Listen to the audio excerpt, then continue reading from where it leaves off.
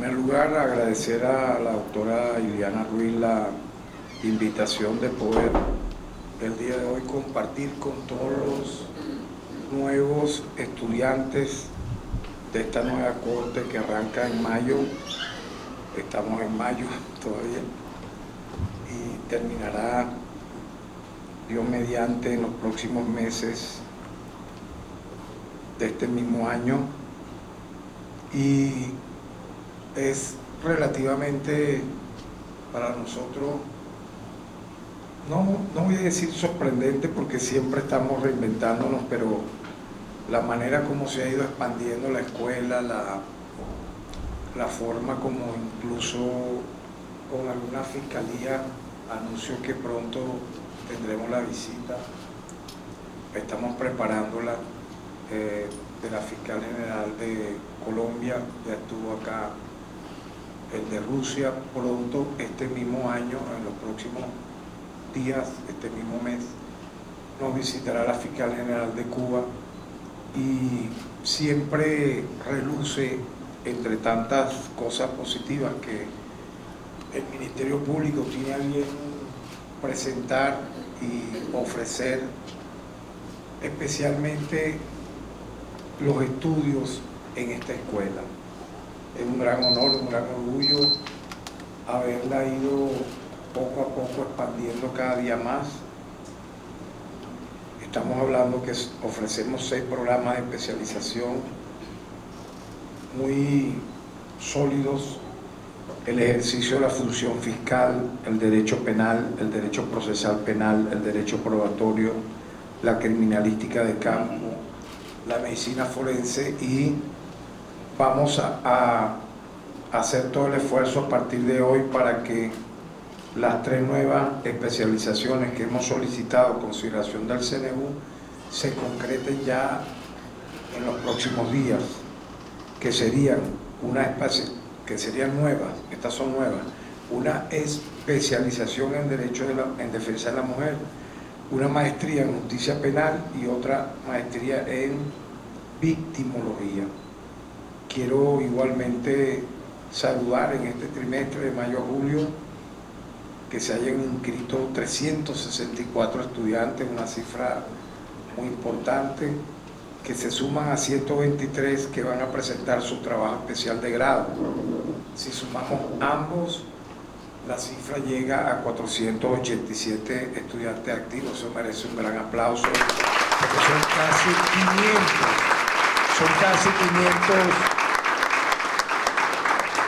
500 hombres y mujeres que han confiado plenamente en esta institución.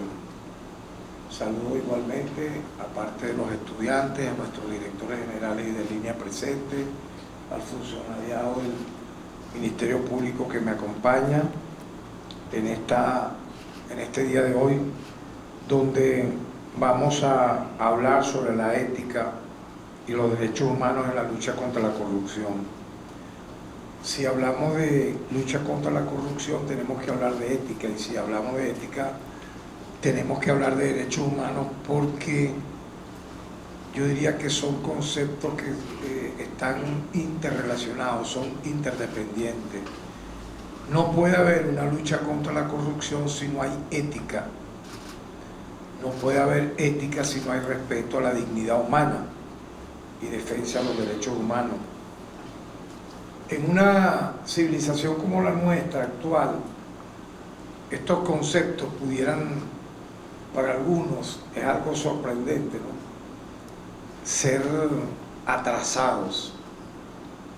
Los pudieran llamar como que incluso conservadores, antiguos, etcétera, ¿no?, para, obviamente, atacar el concepto de la ética vista desde una filosofía moral de vida, existencial.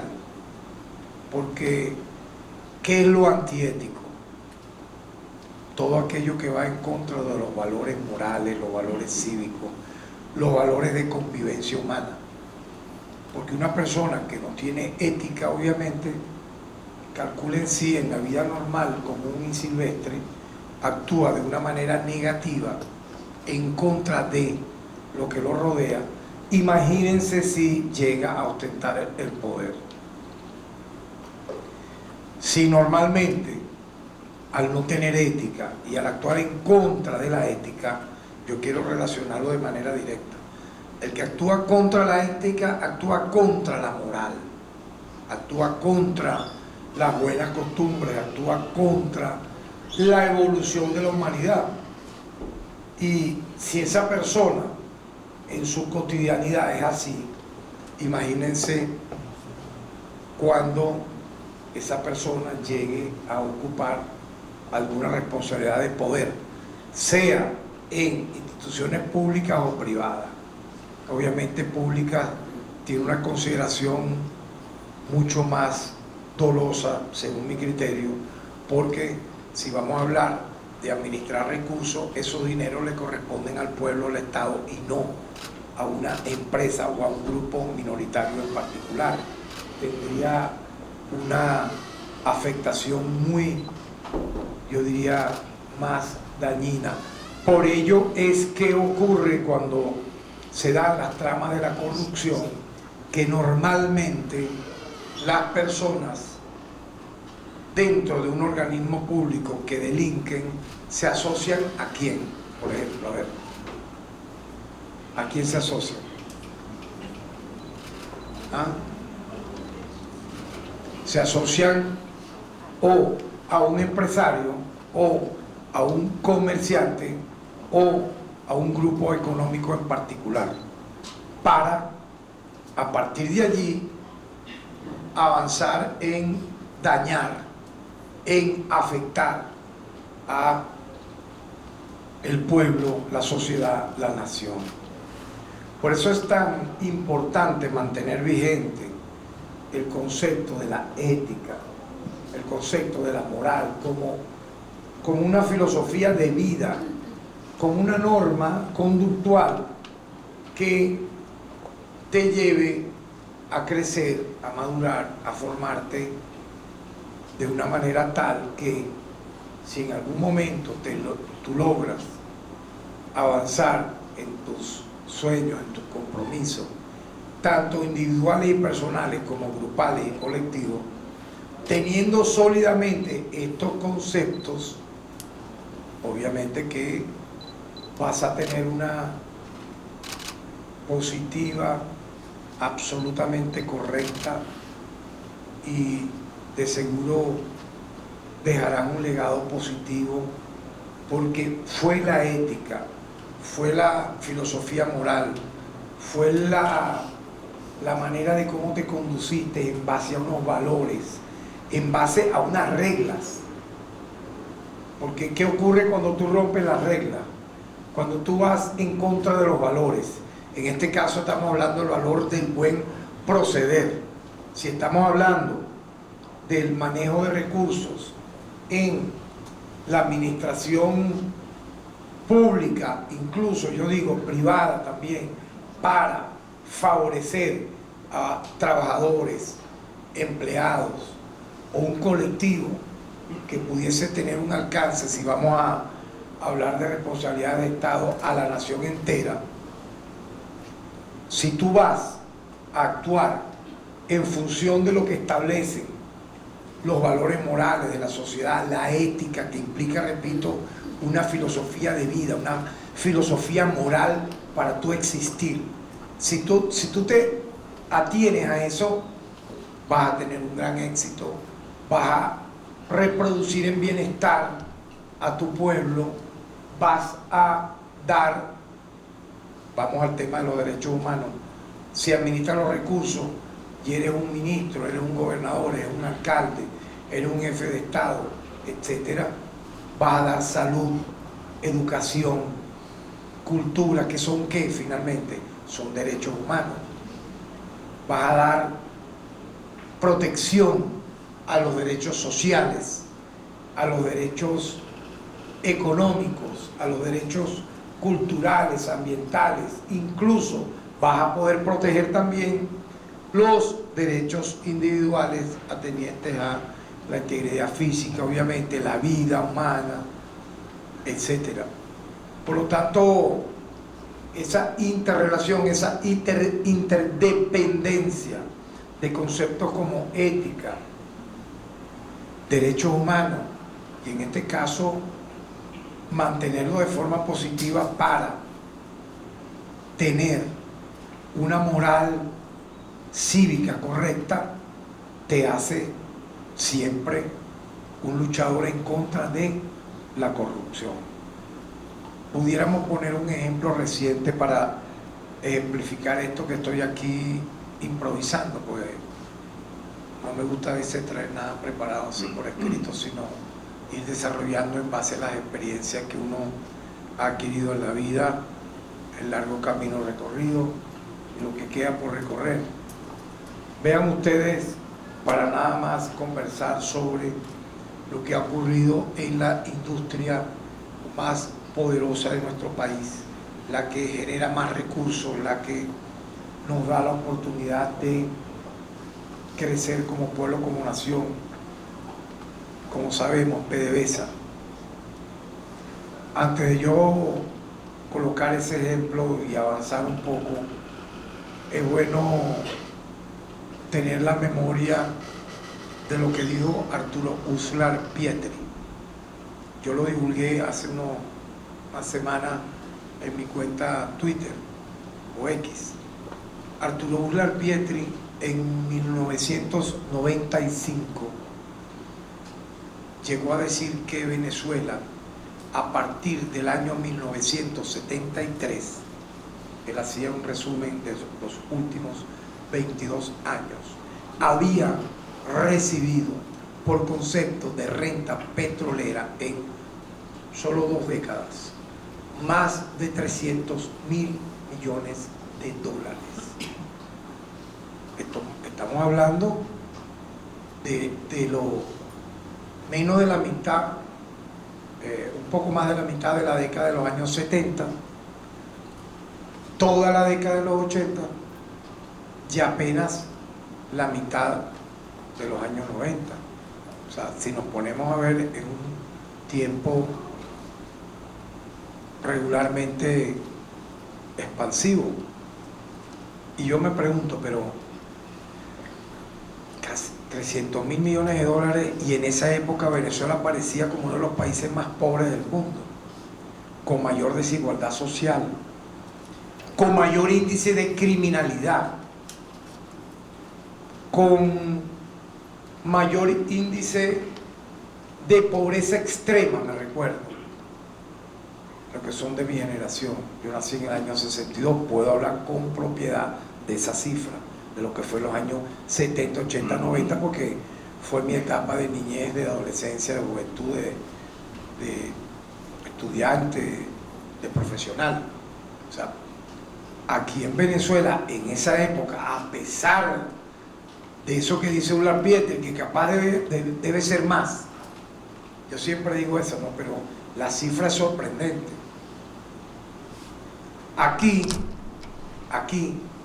mataban en las calles, particularmente en las zonas urbanas más pobladas, a una persona para quitarle un lente que supuestamente era de una marca, la marca Ray-Ban. Yo creo que eso ni existirá ya. O para robarle unos zapatos Adidas. Era como, bueno, no sé, una cosa, un fetiche, ¿verdad? Zapato Adidas, para robarle un zapato, para, creo que también arrebatarle una gorra de esa. Te daban un tiro y así quedaba en el piso, y aquí no pasaba nada. Existía la recluta. La recluta es una de las cosas más represivas y antihumanas jamás vista, yo creo, en este país, que se suma a ese adefesio criminal que fue la ley de vagos y maleantes. Estamos hablando de esa Venezuela que se metió 300.000 millones de dólares en los gobiernos particularmente el primer gobierno de Carlos Andrés Pérez,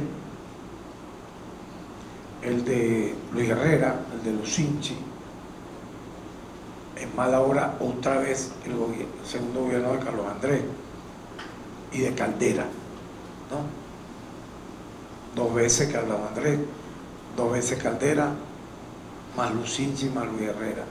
Si sumamos los primeros décadas de los 60 con Betancur y Leoni, íbamos hacia la disolución como nación, ¿no? Y ese contraste tan increíble, ¿no? ¿Y quién dominaba las empresas petroleras de este país? ¿Quién? Las transnacionales del petróleo. Yo nací en una población altamente, en su momento, bendita por el petróleo. La ciudad del Tigre, la Mesa de Guanipa, que era una sabana, descubrieron unos pozos petroleros y ahí llegaron estadounidenses, pero aparte de ellos margariteños, creo que también zulianos, etcétera, a fundar lo que en 1933, a la luz de un pozo petrolero, fue la ciudad del Tigre. La pujanza fue increíble, pero yo recuerdo claramente, había un campo petrolero de nombre Santo Tomé. Me imagino que en el Zulia habrán, o en Falcón, hubo campos similares, en donde había una división. La división era el campo norte, que el nombre era Campo Norte, vivían exclusivamente ciudadanos de origen estadounidense, en grandes mansiones, casas increíbles, con un club impresionante. Y en el campo sur, dividido como si fuese un gueto, vivían los venezolanos, discriminados en nuestra propia tierra, en pequeñas casitas que parecían literalmente un hacinamiento ahí. Y el club, yo recuerdo, era un pasillo ahí con una pista de baile y ya está. Ahora, si tú querías entrar al Campo Norte, no podías entrar, porque había una vigilancia que te preguntaba cédula y todo. Yo recuerdo que nosotros, las travesuras juveniles de la época, pudimos entrar, pónganse ustedes, enmascarados, disfrazados con alguien que viviera ahí, que nos pasaba, y era impresionante la diferencia. O sea, en nuestro propio país existía eso. Recordemos los discursos de Chávez cuando él impulsó la nacionalización petrolera en los términos más fuertes, cuando él comentaba y decía que incluso en PDVSA, en la propia PDVSA donde se explotaba el petróleo, donde estaban las empresas, le era prohibido entrar a los venezolanos en los lugares donde estaban las transnacionales trabajando, que en los 60, 70, 80 era, póngase usted, la Creole, la Menegrande Oil Company, luego fueron que si la Chevron, que si las modernas que ya se conocen, pero ahí no entraban. Entonces es un poco lo pequeño que estoy mencionando del campo petrolero, donde vivían discriminados, hacinados, y como en un gueto los venezolanos, y los gringos en nuestro propio país vivían como reyes. Eso se trasladaba a lo macro, que era el control absoluto del poder de la industria petrolera, que era venezolana. ¿Acaso ese petróleo qué era? De Venezuela. ¿Dónde quedaba ese Venezuela? ¿Dónde queda? ¿Acaso era un estado anexo a Estados Unidos? Obviamente que no, porque quedaba incluso en Sudamérica. Venezuela queda en Sudamérica, Estados Unidos queda en Norteamérica. Pero ¿qué fue lo que literalmente Estados Unidos sintió, vio, conoció, dominó y quiso de nuestro país? Convertirlo, y la convirtió, seamos claros, en una colonia. Venezuela fue una colonia de los Estados Unidos de América, a partir de, particularmente, el derrocamiento de Isaías Medina Angarita, porque Juan Vicente Gómez le entregó Venezuela a los gringos. O sea, ese fue el más servil y miserable, vamos a decir así, usurpador del poder, porque fue un tirano de los peores, que le entregó toda nuestra riqueza a los Estados Unidos. Esa acción la paró Isaías Medina Angarita, y por eso lo derroca Rómulo Betancourt, que obviamente se convirtió en el, vamos a decir así, el presidente de facto en ese momento que tumban a Isaías Medina Angarita. Viene la turbulencia de varios gobiernos de pocos meses, hasta que se instala la dictadura de Marcos Pérez Jiménez. Ciertamente fue una dictadura, ciertamente violó los derechos humanos, ciertamente cometió actos lesivos a lo que implica la dignidad humana, incluso al manejo de dineros públicos. Pero hay un detalle: Marcos Pérez Jiménez, como militar que quiso tener un rasgo mínimo de nacionalismo con sus compañeros que estaban más cerca de él, se enfrentó en un momento de su dictadura a las petroleras estadounidenses. Se enfrentó y quiso darle un relanzamiento más nacionalista al tema petrolero para generar obras, progreso en el país. Estamos hablando, siendo un dictador, todo lo que ya sabemos, que proscribió los partidos, el Partido Comunista, Acción Democrática, etcétera, que mató, que reprimió, pero tuvo ese detalle. Mientras él mataba y hacía todo lo demás, no, a los gringos eso no le importaba. Pero pasó esto, ahí sí le importó. Y de alguna forma auspició su caída. ¿Para qué? Vean lo que ocurrió. Gana este oprobioso ser humano, asesino como él solo, Rómulo Betancourt. Solo vean los discursos de Rómulo Betancourt, diciendo que le caigan a plomo los estudiantes que allanen la universidad. El tipo, su discurso eran eso, eran así. Un asesino serial. Lo primero fue la visita del presidente de los Estados Unidos a Venezuela, y la entrega total ya a partir de ahí de Venezuela a las transnacionales petroleras estadounidenses, ¿no? Y ahí es donde se inicia esa época de entrega de nuestra riqueza que generó esos recursos que decía Arturo Uslar Pietri. ¿Y a dónde se llevaron esos recursos? ¿Por qué? Yo a veces no me explicaba, bueno, pero si el Tigre es una ciudad petrolera tan pujante, ¿por qué todas las calles están llenas de huecos? ¿Por qué hay barriadas con calles llenas de tierra? Eso no tiene sentido. Si somos una ciudad petrolera, ¿por qué hay tanta, en las zonas, obviamente, claro, el casco viejo, el casco comercial, perfecto, pero por qué en las zonas populares se sentía esa exclusión tan increíble, ¿no?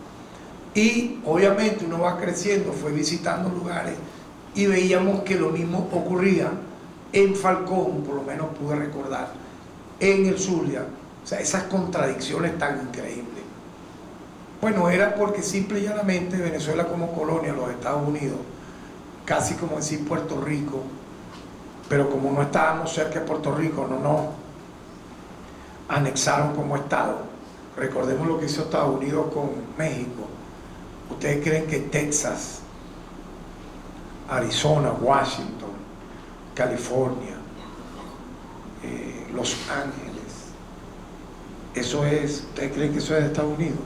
Eso perteneció a México, y México se lo entregó por lo que ya sabemos, como quiso también en su momento las tiranías estas de Gómez y los otros, regalar el Esequibo, ¿no?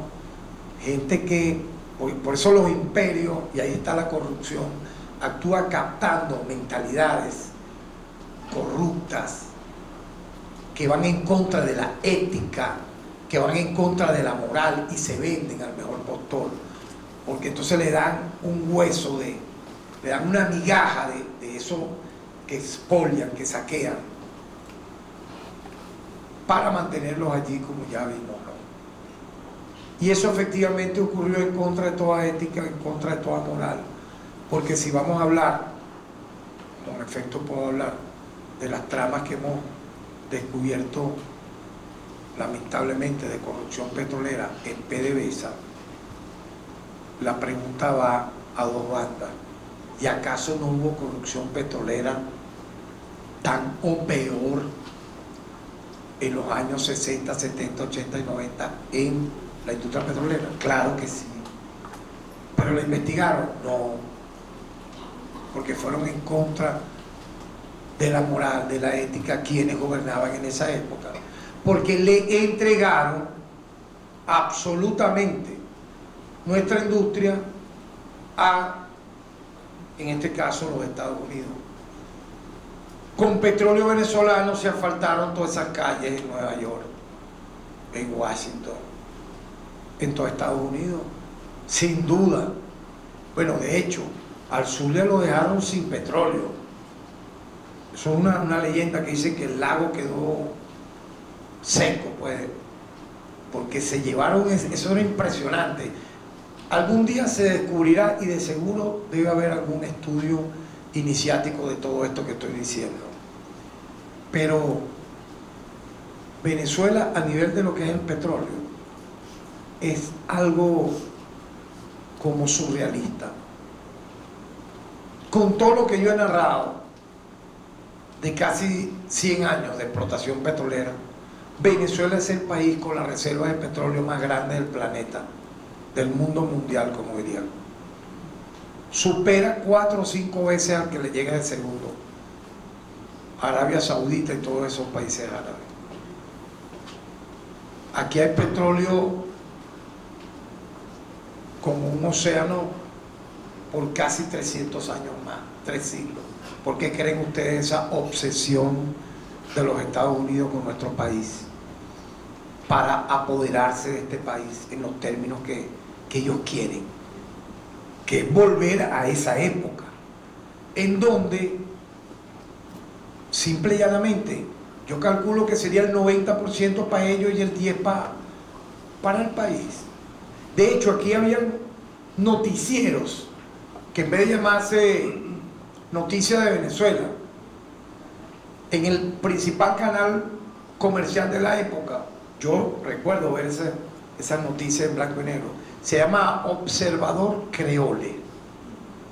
Qué increíble, o sea, las noticias de tu país, el noticiero se llamaba Observador Creole, que era una empresa petrolera. Es como decir Observador Chevron, Observador Repsol, ¿qué es eso? Así sería la entrega, la subordinación absoluta a ese imperio, ¿no? Por ello es que Venezuela ha sufrido en este momento 923 sanciones, medidas coercitivas unilaterales, que son violaciones masivas a los derechos humanos, que van contra la ética, la moral de todo, porque eso no es política, eso no es jugar limpio, eso es jugar sucio. Tú no me vas a entregar tu país, no me vas a entregar el petróleo, el coltán, el gas, el agua. Bueno, te lanzo anualmente 20 sanciones, 30, 40 sanciones, 100 sanciones, hasta llegar a 930. Que ustedes saben lo que significa, ¿no? Significa que para Venezuela poder comercializar su petróleo o sus riquezas naturales, o entrar en una dinámica de, vamos a decir así, lícito comercio con cualquier empresa privada de cualquier país del mundo, esas personas se someten a que los Estados Unidos los persiga, les congele cuentas, incluso hasta los meta presos. Y lo digo este ser del inframundo que fue en mala hora embajador de Estados Unidos en Venezuela, William Burnfried. Dijo que la idea era que en Venezuela, producto de las sanciones, llegar a tal nivel de sufrimiento, decía él, que se sufriera tanto y que ese sufrimiento pudiera, decía él, podía durar años hasta que implosionara el país y ellos se apoderaran de nuestra Venezuela. O sea, qué increíble. Entonces, y hay, yo no los llamo venezolanos, hay pseudo venezolanos o venezolanos apátridas que apoyan al 100% que eso pase. Es increíble que esto sea real. ¿Cómo puede ser esto? ¿Cómo puede ser posible este suceso? Imposible de creer. ¿Más bien? ¿Cómo puede ser posible? Que tú digas que sí, vamos a... Entonces, te dicen que más bien debe haber más sanciones. Entonces, son tan enfermos que yo vi en Carnaval y Semana Santa por lo menos bastantes videos que salía de la gente en las playas, vacacionando, y comentarios de venezolanos, entre comillas, mentándoles la madre. Por eso es que está, entre comillas, la dictadura en el poder, ustedes gozando, en vez de estar, ajá, pero ¿qué quieres tú que haga? O sea, tú no puedes ir para tu país unas vacaciones, tú no puedes disfrutar de tu patria. ¿Ah? Entonces, uno dice, esta gente está en verdad enloquecida. Eso son trabajos de largos años. Por eso las guerras de cuarta generación y de quinta generación son tan o más peligrosas que una guerra convencional de lanzar bombas atómicas y de lanzar granadas y tiros y todo lo demás. Porque la mente se la lava, el cerebro se la lava de tal manera que entonces lo bueno empieza a ser malo, lo bueno empieza a ser malo, lo malo empieza a ser bueno, y entonces ¿dónde está el sentido del equilibrio, del camino recto, como dirían los budistas, del camino correcto, del noble sendero óptuple, de los 10 mandamientos, de la filosofía moral, de la ética? ¿Dónde queda? En la nada. O sea, es más, ahorita hablar para alguna gente de este tema, de la ética y la moral, repito, lo llaman que eso es algo pajugo, que eso es algo de los viejos, que eso es, no tiene sentido. Claro, incluso hablar de la historia, no hay que hablar de la historia. Eso es un concepto de esa guerra de cuarta y quinta generación. ¿Para qué? Bueno, para que sea normal el matrimonio zoofílico. Ya, yo estaba hablando del matrimonio infantil y me dije, no, vale, tú estás todavía en la escuela primaria, ahora viene el matrimonio zoofílico. Le digo, ¿cuál es ese? Bueno, un hombre que está enamorado de una vaca, ¿por qué no se puede casar con la vaca? O de una burra. Yo digo, qué bien. Bueno, ya será un concubinato, porque ya existen, ya eso existía en los llanos, en los campos, ¿no? No sé. Pero ya va, matrimonio zoofílico. Yo quiero ver que cuando lo hagan, vamos a ver, pero capaz que sí lo van a hacer. Capaz que sí, porque si ya hay, ¿cómo que se llama esta vaina? Ya disculpen, los transespecies, pero ya hay, ya están creciendo cada vez más y tienen que entrar a la clase los niños vestidos de gatos, se sienten gatos. Ya, ok, ustedes dirán que yo exagero, pero es que eso va, las cosas empiezan así y empiezan a escalar. Entonces ya no son niños en la escuela, ya no es algo, no, es un carajito que está medio loco. No, ya están haciendo marcha, vamos a la marcha los gatos, los perros. ¿En dónde? Tú me dirás, ¿dónde es eso? En Burkina Faso, ¿será? ¿En el Congo? No, en Alemania, en Europa, en Estados Unidos, porque ellos son los más avanzados y nosotros somos los atrasados. Entonces, si tú dices que estás en contra de eso, porque vas hacia la moral, hacia las normas de la civilización, hacia la ética de no desintegrar el mundo, entonces tú eres un contra revolucionario o estás en contra de los progres. Todo lo contrario, todas estas cosas que yo he ido narrando son absolutamente contrarrevolucionarias, antihumanas, todas, antiéticas, son corruptos moralmente. No solo el corrupto es el que se roba los dineros públicos, tú eres un corrupto moralmente primero, un traidor a tu ética, a tu vida, a tu formación. Porque entonces uno comienza a hacerse la siguiente pregunta: ¿cómo fue la niñez de estas personas que devinieron en pequeños monstruos? ¿Tendrán traumas infantiles? Puede ser. ¿Por qué no fueron entonces un especialista? La vas a pagar con tu prójimo luego que tengas un mínimo de poder para hacer lo que hemos visto han hecho, por ejemplo, el imperio estadounidense con la humanidad, con la guerra, con la violencia, con la juventud, con el tema de las drogas. Entonces ahora en Estados Unidos acaban de lanzar una ley donde se establece que la marihuana no es dañina. Pero, o sea, es como tomarse un vaso de agua. Eso es mentira, absoluto, absolutamente falso. Porque la marihuana, comprobado, lo he dicho N veces, de los últimos 20 años hacia acá, su poder dañino, destructivo a nivel mental y físico es 4 veces superior a lo que era en los años 90, 80, 70, 60, 50, por una razón muy sencilla: la semilla que luego colocan sembrada en la tierra, previamente la inyectan y la convierten en transgénica. ¿Para qué? Para que la persona, obviamente, te la vas a fumar, va a salir humo, pero ya fue previamente inyectada para que el daño, la dependencia, la adicción sea 4 veces peor.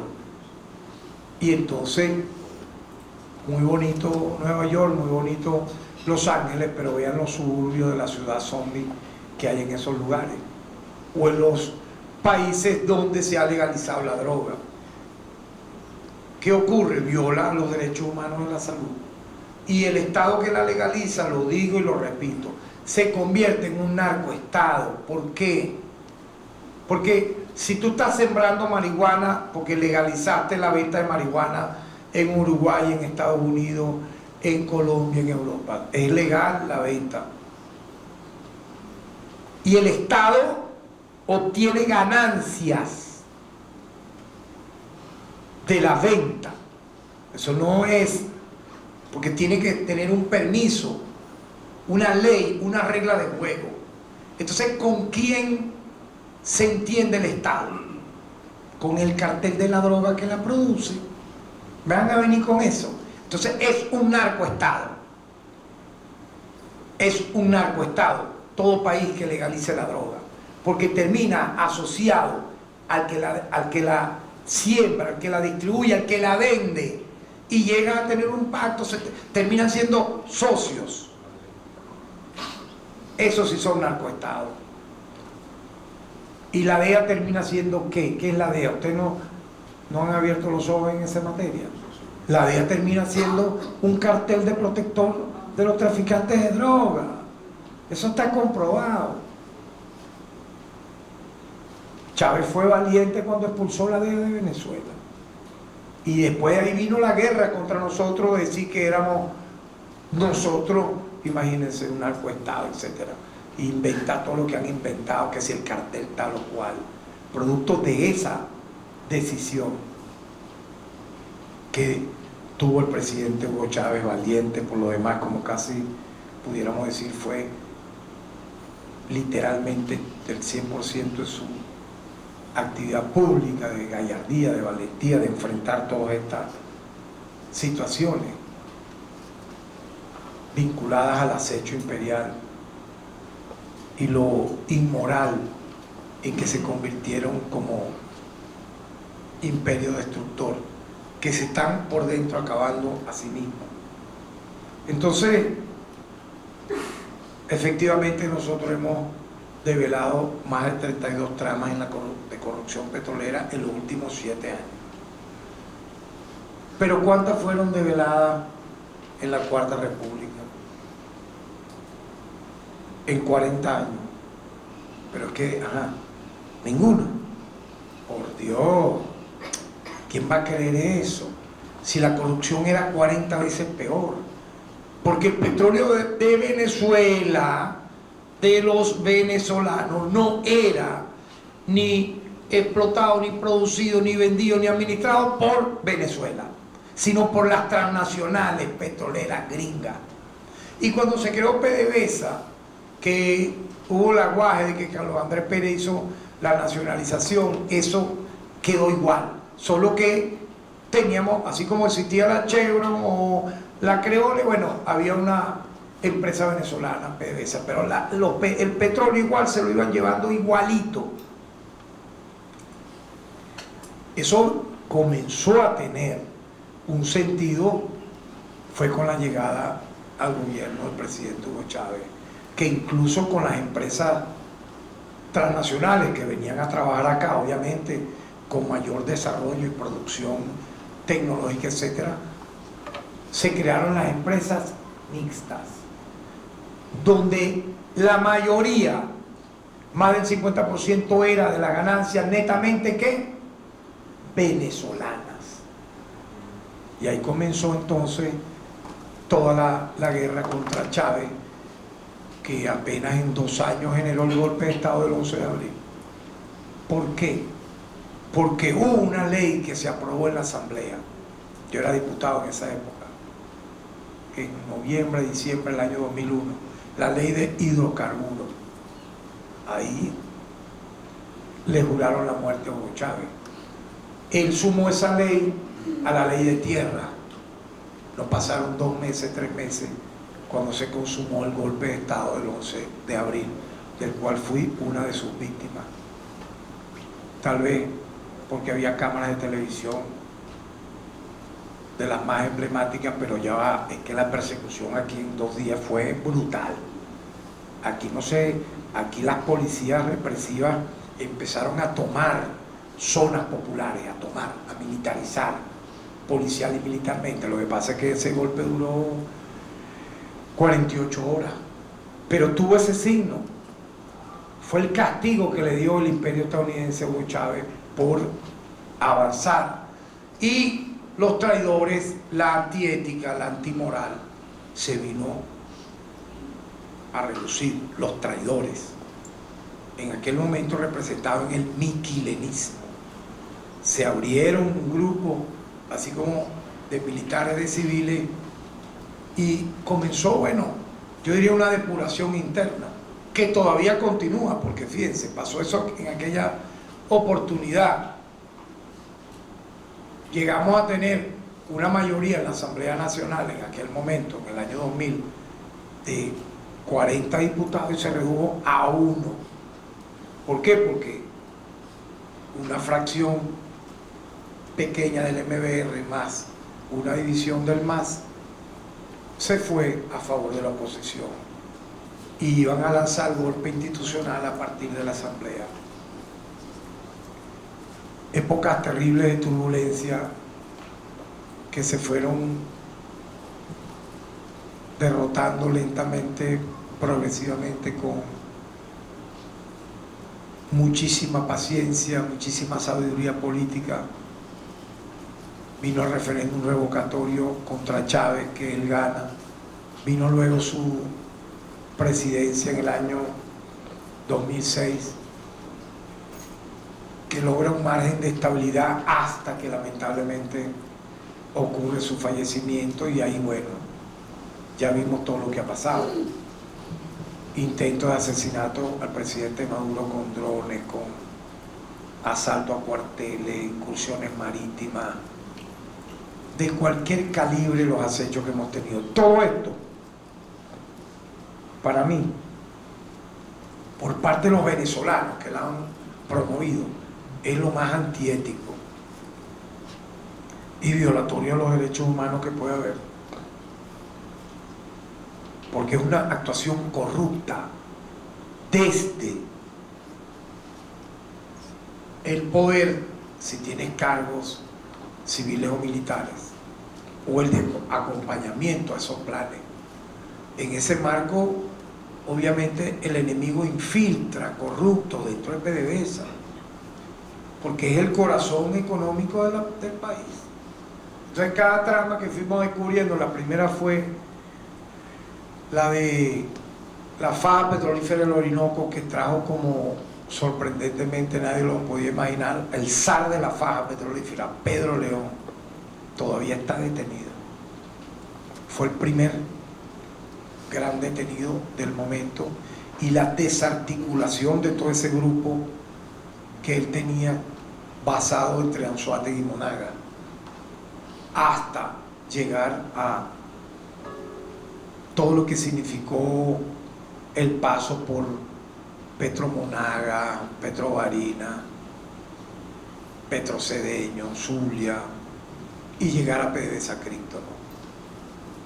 Que tiene ahorita de balance 67 detenidos, entre ellos quien fuese ministro de Petróleo, casi todos los presidentes de filiales que estuvieron con él, personas que se corrompieron, que fueron en contra de la filosofía moral, en contra de la ética, en contra de los valores, se convirtieron en traidores de sí mismos y se entregaron a un plan.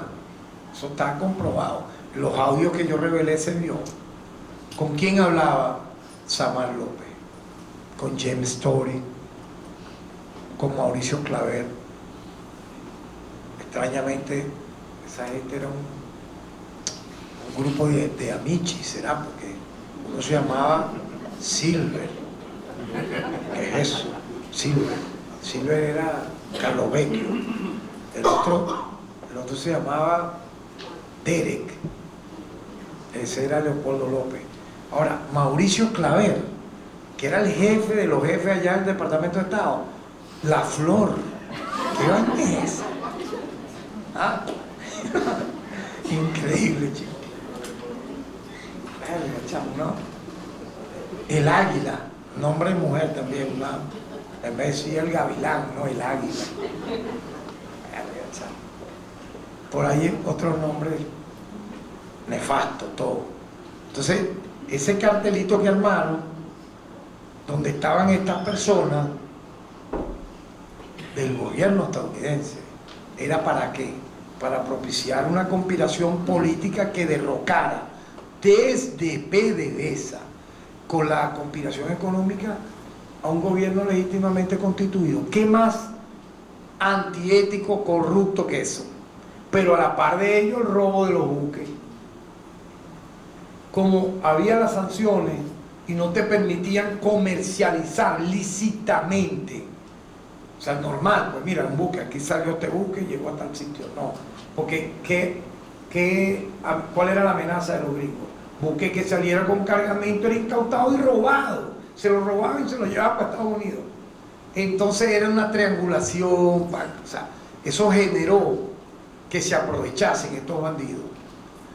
Y muchos de esos buques con ese cargamento desaparecían del mar. La plata entregada por la compra no la incluían en el Banco Central y se robaron y le entregaron ese dinero de seguro a... Estoy totalmente convencido, a los socios del imperio estadounidense. Se descubrió, imagínense si eso no se hubiera descubierto, ¿dónde estuviéramos ahorita? Eso se descubre en octubre del año 2022, con la detención de una mujer, todavía está detenida, que le habían quitado la orden de aprehensión, un tribunal, por orden de alguien ahí en el TCJ. La persona se vino confiada, pero nosotros le habíamos dado una alerta silenciosa y apenas llega a Maiquetía fue detenida. Y a partir de allí ella contó cómo era el tema de los buques, por 2 buques que se habían desaparecido. Y arranca la investigación que en su primera fase, culmina en su primera fase con todo lo que significó la avanzada de marzo del año 2023, que arrojó 54 detenidos. La segunda fase arranca en abril del año 2024 y hasta la fecha tiene 13 detenidos, que pudieran aumentar obviamente. Pero lo importante es que hubo ese corte en un momento. Recordemos en el año 2022 cómo se avisoraba ese año, terrible, terriblemente terrible, porque ahí fue donde más barcos desaparecieron y se robaron, y el ingreso no entró al país, el ingreso del petróleo no entró al país,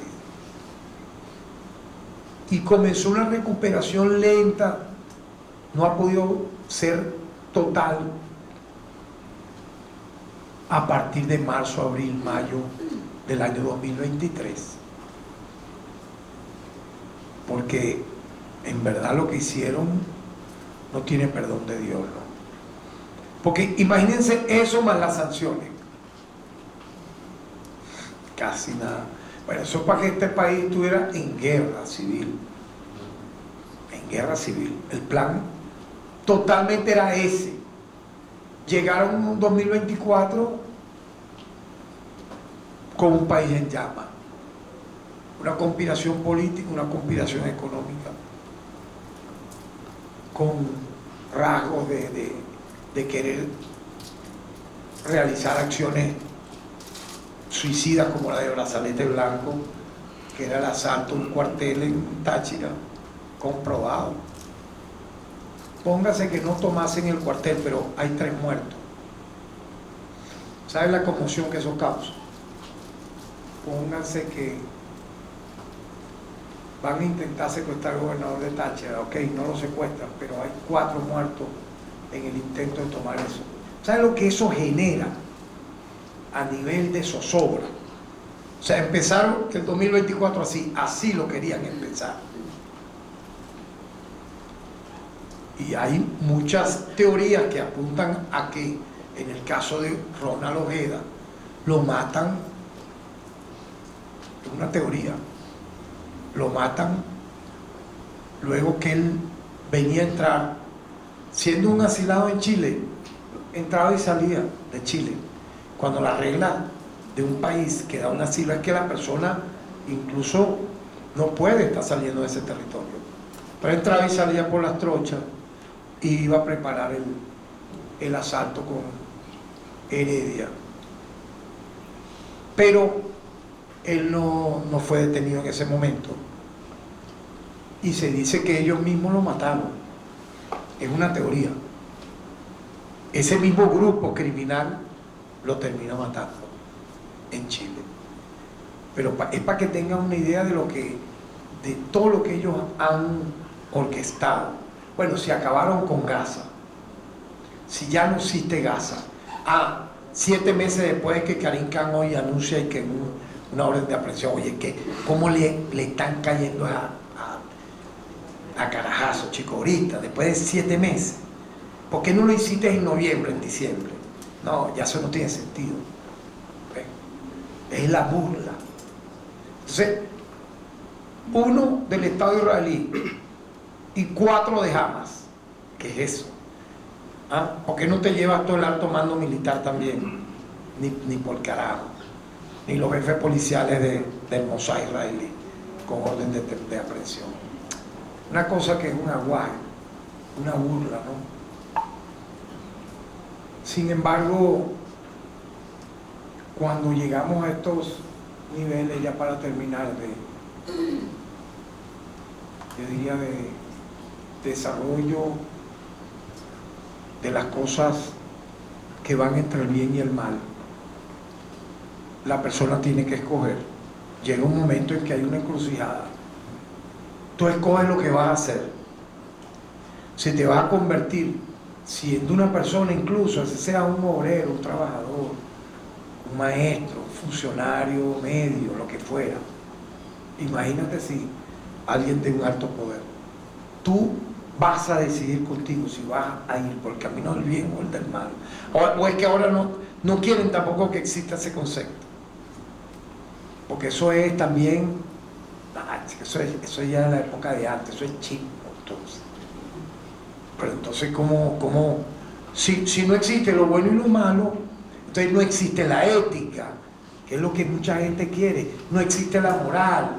¿Para qué la moral, chico? Haz lo que te dé la gana. No, lo que te dé la gana, no. Lo que te provoque, no. Entonces hay gente que por lo menos empiezan pensamientos y rasgos de psicopatía.